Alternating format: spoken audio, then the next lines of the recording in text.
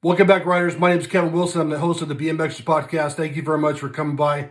I appreciate all the support. I appreciate all the comments, all the subscriptions to my YouTube channel and so forth. Last night, the channel actually surpassed 900 subscribers, so that's very much appreciated for an old man that's living vicariously through the stories that he hears on the channel. Thank you very much. A couple weeks ago, I interviewed Mr. Joseph Tippett. Some of you know Joe out there. Great guy, factory guy. He rode for a lot of shops, a lot of factory rides. And during our conversation, which was fascinating, I suggest that if you haven't already seen it, please do so. But during our conversation, a question popped into my brain. I was like, you know what? I wonder if Joe would consider himself a racer that was a good jumper or a good jumper that was a racer. So I asked him a question, and Joe actually said that he was a racer that was a jumper.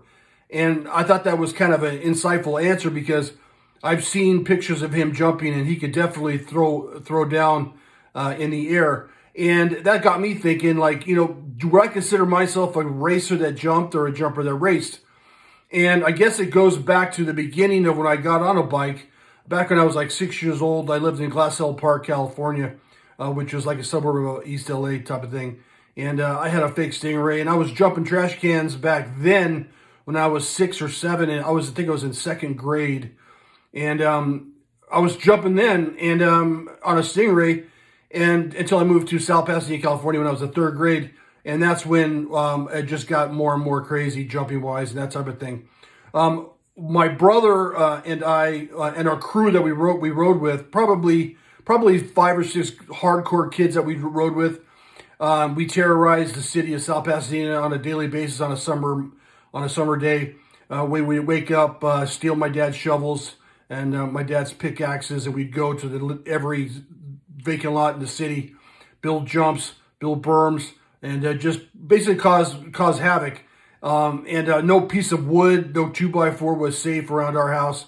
If we found something that we could build a jump with, we would do that. Even my dad's car ramps, we used to go ramp to ramp on the car ramps, jumping squares in the sidewalk. We'd measure our distance by squares in the sidewalk. It'd be like 7 squares, 8 squares, 9 squares. And so we would do all that crazy stuff. And we did that until I was probably about 15 years old.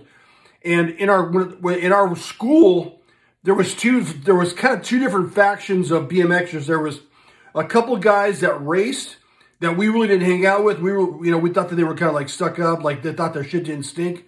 And then there was the crew of dudes that were like hardcore street riders, jumping, freestyle, pseudo freestyle stuff for us back then, curb endos, rock walks, front end pogos and that type of thing. And we kind of like separate. We really didn't associate much. Well, even though we always wanted to race, that was our end goal, was to race. But for some reason, we never got to the track until I was 16. But that being said, while our crew was messing around, jumping and kind of just street riding around town, we jumped picnic tables and at the park, we jumped cars, all kinds of good stuff. So I was a proficient jumper. I would say I was a better than average jumper before I even got on the track. And so I would consider myself a jumper that raced. I was fast because I'd already had the bike handling skills from street riding and doing a little bit of freestyle and that type of thing before I even got on the track. So all I really had to worry about on the track when I finally got to the track was my starts and turns and that type of thing. But for pure power and for bike handling and in and out and dipping and that type of thing, I was already pretty good at handling my bike. So I would consider myself a jumper that raced. Joseph would consider himself a racer that jumped. I'm curious out there what you guys think. Would you guys consider yourselves racers that jumped or jumpers that raced? Who do you think is better in the long run as a rider? Do you think it's easier to accumulate skills on the track, or do you think it's easier to accumulate skills on the jump? I would think that it takes much more balls to jump than to race. but perhaps more finesse to race than jump. I'm curious on what you guys think. Yeah, I'm curious to see what you guys think of the comments. Let me know what you think. Are you a racer jumper, a jumper racer? What do you think is easier to do? What do you think is harder to do? Appreciate it. Comment, subscribe. Let me know what you think. As always, I appreciate it. And I'm wearing another prototype shirt today. And this is has my logo on it. And I'm going to turn around. I'm going to show you the back real quick here. I hope that you saw the back of the shirt that said T-boning is not a crime. You know, my brother and I were talking about T-boning is not a crime the other day. And we had a disagreement on when we came up with this. Now, I'm sure that there's other people out there that did this same thing. But when around our city, there was that sticker that was on, that was at all the skate parks and all the skate shops that said skateboarding is not a crime.